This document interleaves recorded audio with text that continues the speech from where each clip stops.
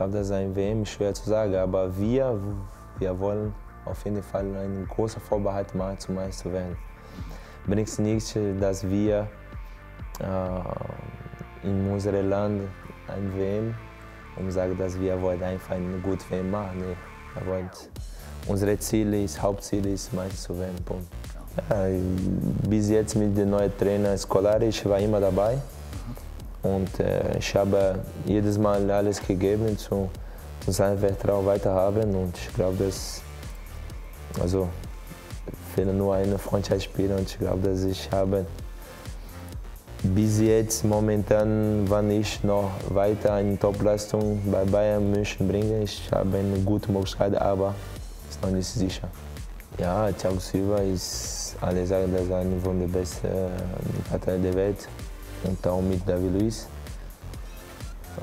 Ich habe mit den beiden schon gespielt, aber erstmal ich freue mich sehr auf der Karte zu sein und nachher wir schauen, was die Entscheidung von der Trainer.